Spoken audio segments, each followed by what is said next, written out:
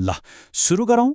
907 पृष्ठको एउटा रिपोर्ट जसले नेपालको राजनीतिमा हल्लीखल्ली मचाएको छ। तर यसमा आखिर छ चाहिँ के? सबैभन्दा पहिले यो रिपोर्टको सबैभन्दा चकित पार्ने, सबैभन्दा विस्फोटक कुराबाटै सुरु गरौँ। कानुनी कारबाहीको लागि गरिएको एउटा यस्तो सिफारिस जुन यसअघि कहिल्यै भएको थिएन।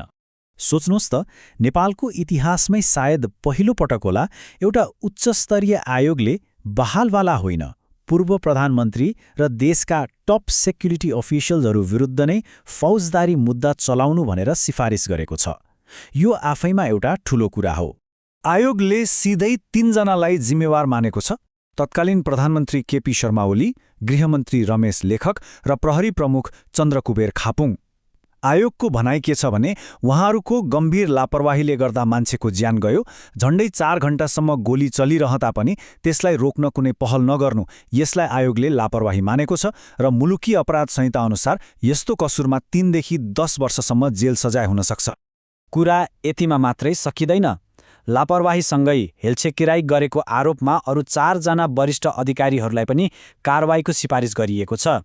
गृह सचिव गोकर्ण मणि दुवाडी, सशस्त्र प्रहरी प्रमुख राजु अर्याल, अनुसन्धान प्रमुख भूतराज थापा र काठमाडौँका तत्कालीन सिडिओ छविलाल रिजाल।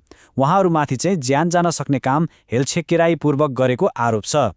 तर यति ठूलो सिफारिस, यति गम्भीर आरोप, आखिर यस्तो अवस्था आयो कसरी? यो सबैको जड के थियो?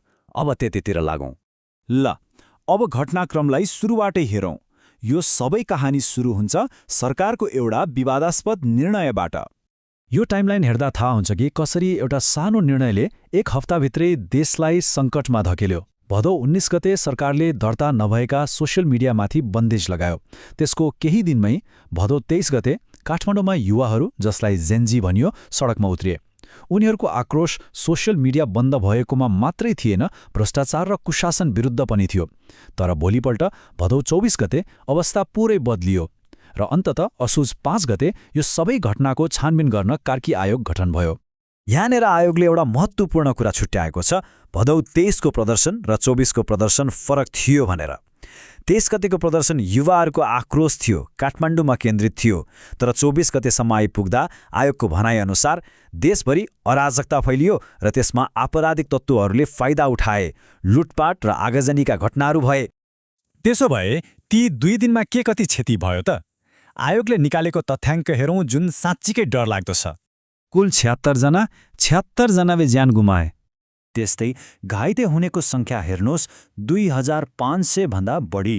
यसमा प्रदर्शनकारी मात्र होइन, सुरक्षाकर्मीहरू पनि थिए।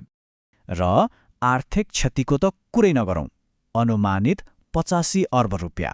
यो देशको लागि निकै ठूलो रकम हो। अब ज्यान गुमाउनेहरूको मृत्युको कारण हेर्दा एउटा कुरा एकदमै प्रष्ट देखिन्छ।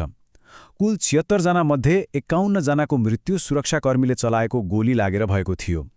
यसले नै देखाउँछ कि झडप कति घातक थियो। अब यति गम्भीर निष्कर्षहरू छन्, यति ठूलो सिफारिस छ, तर यो प्रतिवेदन आफैमाथि पनि गम्भीर प्रश्नहरू उठेका छन्। र यो प्रश्न एकदमै जायज छ। के एउटा आफैमा त्रुटिपूर्ण मानिएको डकुमेन्टले साँच्चीकै न्याय दिलाउन सक्छ त? पत्रकार युवराज घिमिरे जस्ता विश्लेषकहरूले यो रिपोर्टमा थुप्रै समस्याहरू औल्याएका छन्। जस्तै यो आफ्नो क्षेत्राधिकार बाहिर गएको छ, छानबिन गर्नुपर्ने घटना छोडेर विदेश नीति र पत्रकारको योग्यता जस्ता असम्बन्धित विषयमा पनि बोलेको छ। 900 पृष्ठ लामो भएर पनि घटना र निष्कर्षबीच तालमेल छैन। भाषा एकदमै अस्पष्ट छ, जसले गर्दा कानुनी कारबाही गर्ने गाह्रो हुन्छ। अनि व्याकरण र टाइपिङका गल्तीहरू त छँदैछन्। र अर्को रमाइलो कुरा, यो सरकारले सार्वजनिक गरेको होइन, मिडियाबाट लिक भएको हो। घिमिरेको शब्दमा भन्नुपर्दा यो प्रतिवेदन कसरी तयार गर्नु हुँदैन भन्ने एउटा उत्कृष्ट उदाहरण हो। यो एकदमै कडा टिप्पणी हो। त्यसैले अहिले नेपाल एउटा यस्तो दोबाटोमा छ जहाँ हातमा एउटा यस्तो प्रतिवेदन छ जुन ऐतिहासिक पनि हो र उस्तै समस्याग्रस्त पनि। यही नै यो प्रतिवेदनको सबैभन्दा ठूलो विरोधाभास हो।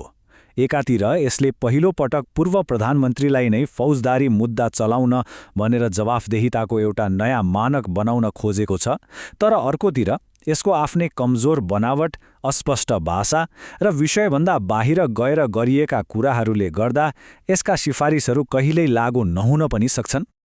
अन्तमा प्रश्न यही आएर अड्किन्छ, के यो प्रतिवेदनले नेपालमा जवाफदेहिताको नयाँ इतिहास लेख्ला? वा यो पनि विगतका अरू थुप्रै प्रतिवेदनहरू जस्तै एउटा त्रुटिपूर्ण अनुसन्धान भनेर दराजमा थन्किनेछ? अब के हुन्छ? त्यसले प्रतिवेदनमा नाम जोडिएकाहरूको भविष्य मात्र होइन, नेपालको राजनीतिक जवाफदेहिताको बाटो पनि तय गर्नेछ।